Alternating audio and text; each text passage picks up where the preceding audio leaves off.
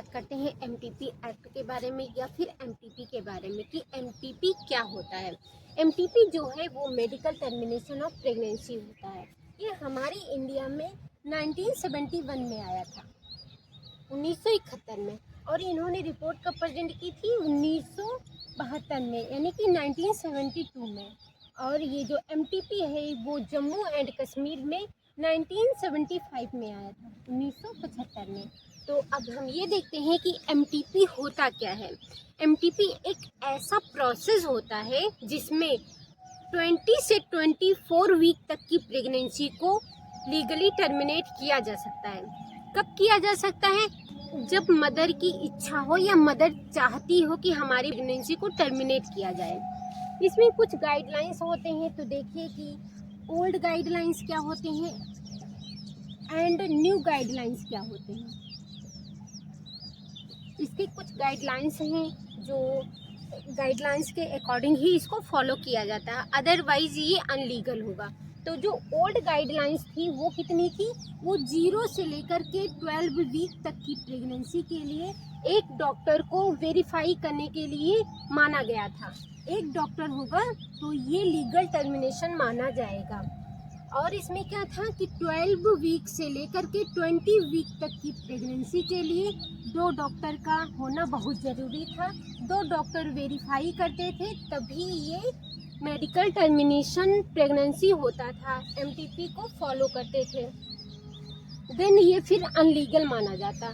New guidelines में क्या आया है कि 12 से 20 वीक तक की प्रेगनेंसी के लिए एक डॉक्टर का वेरीफाई करना ज़रूरी है, एक डॉक्टर का होना बहुत ज़रूरी है।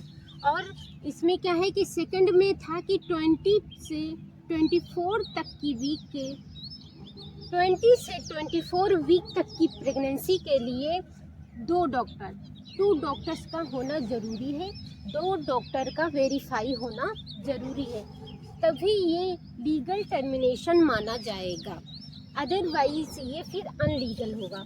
ये गवर्नमेंट का रूल है, गवर्नमेंट का गाइडलाइंस है, इसको फॉलो करेंगे तभी ये लीगल टर्मिनेशन माना जाएगा, अदरवाइज ये फिर अनलीगल माना जाएगा। तो अब हम ये देखते हैं कि जो मेडिकल टर्मिनेशन होता है वो किसकी रजामंदी से होता है, किसकी इच्छा के अनुसार हो सकता है। तो आप याद रखिएगा कि जो ये एमटीपी है वो ओनली फॉर ओनली मदर के कंसेंट से ही पॉसिबल है, अदरवाइज इसमें पिता या फादर का कोई रोल नहीं है, वो उनकी इच्छा के अकॉर्डिंग ये टर्मिनेट नहीं हो सकता है। अब हम ये देखते हैं कि जो एमटीपी है वो कहाँ कहाँ पे हो सकता है, किस एरिया पे आप करा सकते हैं। तो इसमें याद रखिएगा कि जो एमटीपी है वो गवर्नमेंट हॉस्पिटल या फिर रजिस्टर्ड हॉस्पिटल में किया जा सकता है, गवर्नमेंट हॉस्पिटल या फिर रजिस्टर्ड हॉस्पिटल।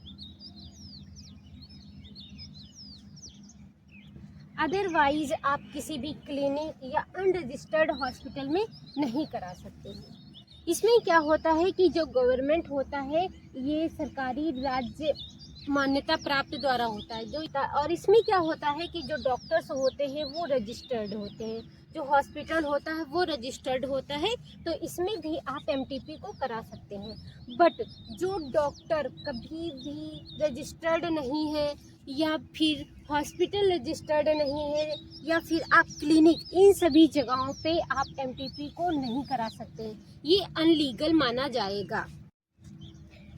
अब देखते हैं कि जो एमटीपी है वो कब कब फॉलो होती है, एमटीपी को हम कब कब करते हैं। तो एमटीपी में जब मदर की लाइफ बहुत ही डेंजर है, मदर की जान जा सकती है उस प्रेगनेंसी को लेकर, तो उस प्रेगनेंसी को टर्मिनेट किया जा सकता है। देन या तो फिर अनसिफेली है। अनसिफेली में क्या होता है, जो फीटस होता है, बेबी होता है, उसका क्या होता है, ब्रेन अपसेंट होता है, उस फीटस का ब्रेन अपसेंट होता है, तो उसमें क्या करते हैं, बेबी को टर्मिनेट कर देते हैं, उस प्रेगनेंसी को टर्मिनेट कर देते हैं। या फिर इक्टोपिक प्रेगनेंसी हो तो हम एमटीपी को फॉलो कर सकते हैं, प्रेगनेंसी को टर्मिनेट कर सकते हैं।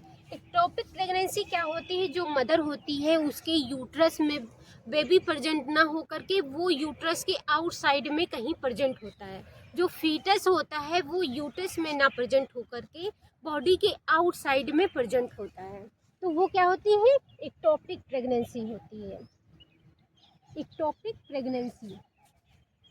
अदर में क्या होता है कि जो फीटस डाई हो, और इसमें क्या होगा, जब फीटस डाई होगा तब क्या हम एमटीपी को फॉलो कर सकते हैं, या फिर हमारा जो फीटस है वो उसमें कोई कंजेनाइटल एबनॉर्मलिटी हो, जैसे स्पाइना बाइफिडा है या मेनिंजाइटिस है, तो हम क्या करेंगे, वो उस फीटस को टर्मिनेट कर देंगे ताकि आगे कोई प्रॉब्लम ना हो। ऐसी सिचुएशन जिसमें फीटस की आगे चल के डेथ हो जाएगी, तो उसमें हम क्या करेंगे, फीटस को पहले ही टर्मिनेट कर देंगे, उस प्रेगनेंसी को हम टर्मिनेट कर देंगे।